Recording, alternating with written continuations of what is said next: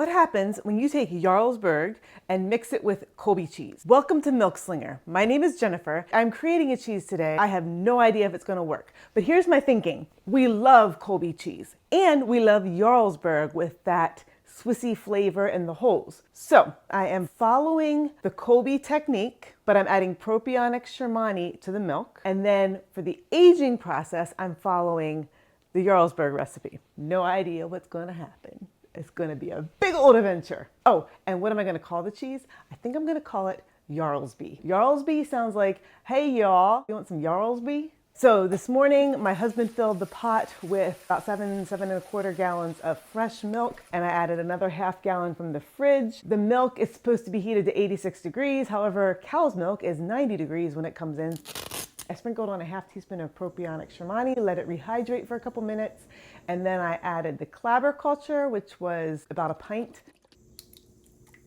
Ooh, I didn't shake up well enough. Mix that in and let the milk ripen for 1 hour. At that point, I added a teaspoon of rennet diluted in a little bit of water and let it ripen for another hour. Now I am going to cut the curd into 1/2 inch cubes, let it rest for 5 minutes to heal, and then we're going to begin the process of raising the temperature and then bringing the temperature back down by washing it with cold water.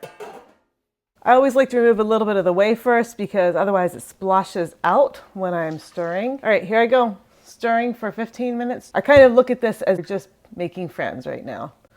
And once we're good and friendly, then we'll raise the temperature. See how much more whey there is. And the curds have shrunk a good bit. They're nice and soft. So I am going to turn the heat on. And over the course of the next 30 minutes, we're going to raise this temperature to 102 degrees.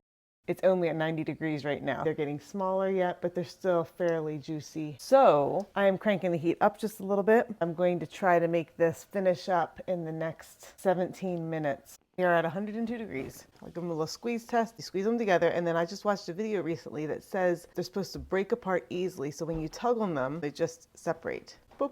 And that's the sign that they're done. So now I'm gonna let the curds rest for 5 minutes, and then we'll begin removing whey to wash them. Cold tap water is what I use. Nicholas, can you please come wash up these dishes real quick because I'm going to use the sink. I've gotten a lot more relaxed about this. I just fill up cold tap water and just throw it in the pot. You bring it down to increments and wash it. Does not have to be exact. So removing whey.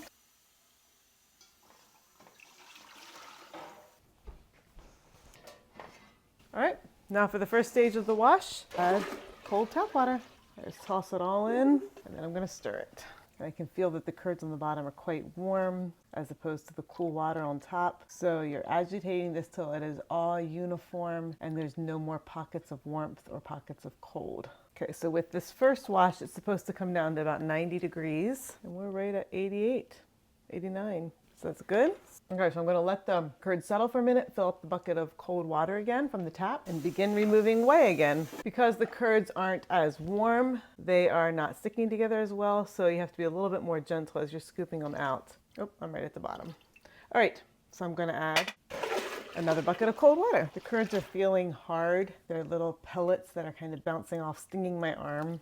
They feel boingy and rubbery. They're juicy and sweet. And now these are supposed to drop to 75 degrees. They'll probably be more like 80. We're right at 80. I'm gonna let that go. Between 75 and 80 degrees. I'm not too particular. So I'm gonna let these sit while I get the cheese press set up and clean up the kitchen and get ready to transfer these curds to the press. Those loose curds, just let them. Put a lid on, take that out. You can water the flowers, the grapes, and bring it right back in to wash.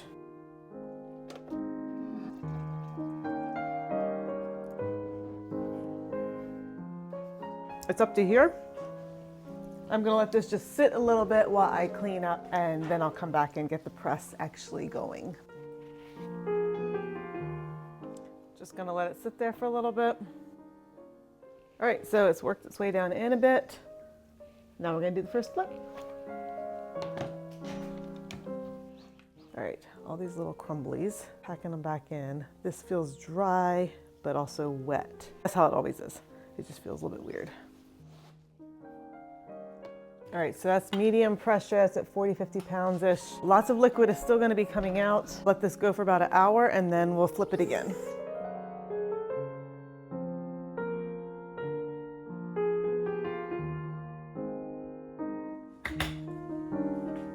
Let's guess how much it's gonna weigh. 7 pounds, 15 ounces. I'm gonna say 8 pounds, 2 ounces. Oh, oh, ow, ow.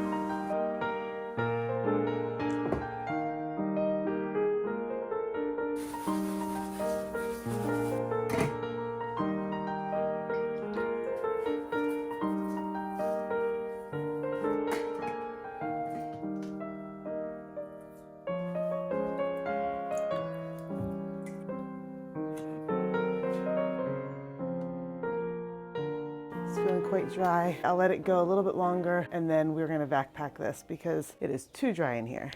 It's a nice big old hunk of cheese. So I'm gonna cut this to get it into the bag.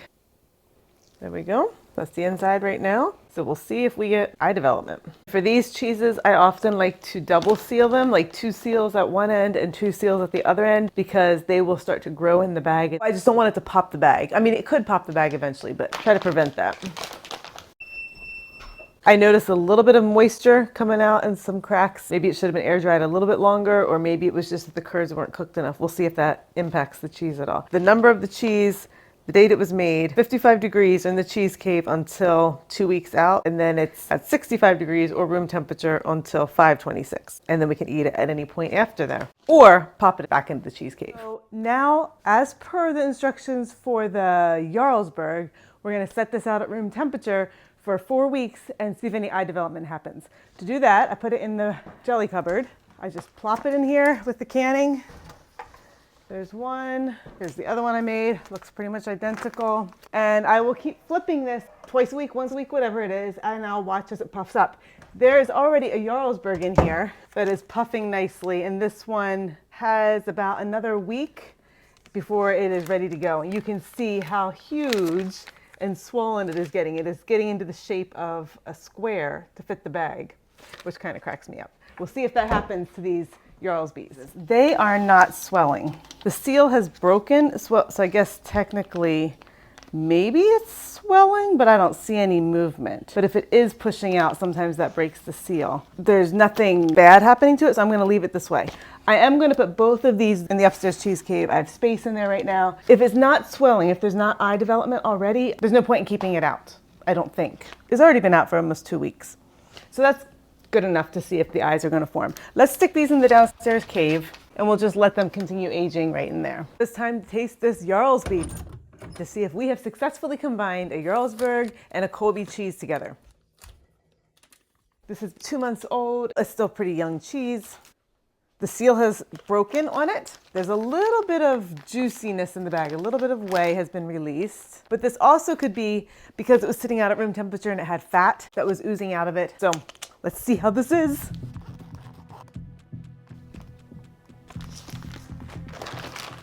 Oh, it broke off. It smells really good, actually. I'm so curious if this is gonna taste like a Jarlsberg or a Colby.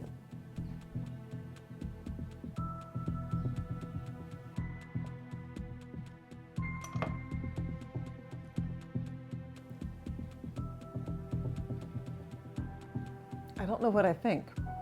Hang on. Oh, this is weird. What is this?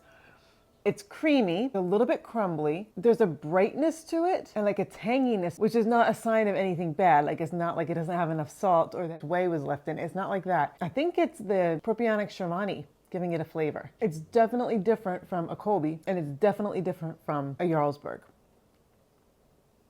I don't know. It's good. It's not like, oh, this is a Jarlsberg that tastes like a Colby, or oh, this is a Colby that tastes like a Jarlsberg. This is like something else. Da-dum-da-dum. It's a Jarlsby. It's very creamy. It is nutty. I almost want to say like I get yellow flavors, like butterscotch, silky sweet like that. There's that type of flavor to it. It definitely is a different flavor. I guess we need to see if it melts, right? Oh, also, there's no holes in this. which I knew there wasn't going to be because it didn't swell, but still, just noting that. I think that's looking pretty darn meltable. Toasted cheese, it's the best thing. Yeah, that's melty.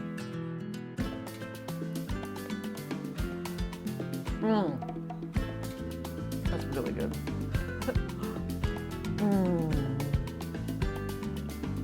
This is fabulous. I have to think about this some more and figure out what is it? What does it taste like?